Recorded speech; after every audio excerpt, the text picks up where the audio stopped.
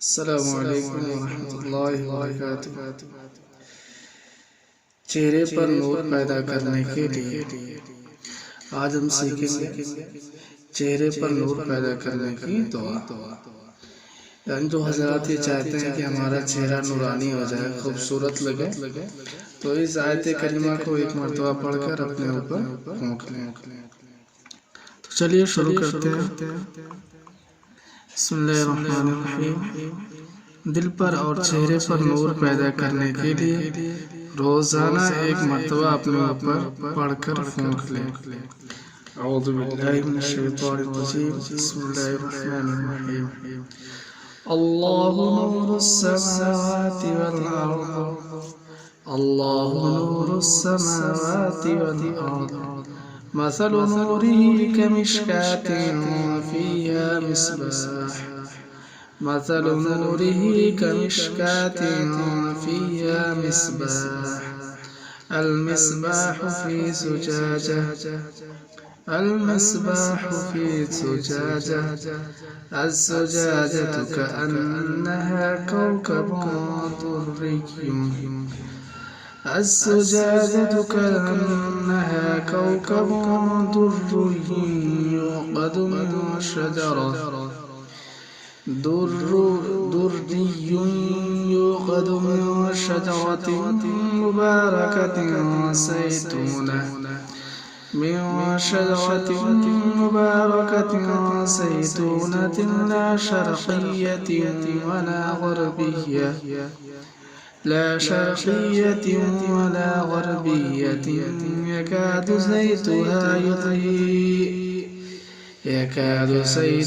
युज़ीअु वलौ lump तमससहु नार, नूरुन अला नूर, नूरुन अला नूर, यहदिल्लाहु लिनूरिही मन यशा, यहदिल्लाहु लिनूरिही मन यशा, वयद्रिबुल्लाहुल अम्साल, वयद्रिबुल्लाहुल अम्साल लिन्नास, वल्लाहु बिकुल्लि शैइन अलीम, वल्लाहु बिकुल्लि शैइन अलीम।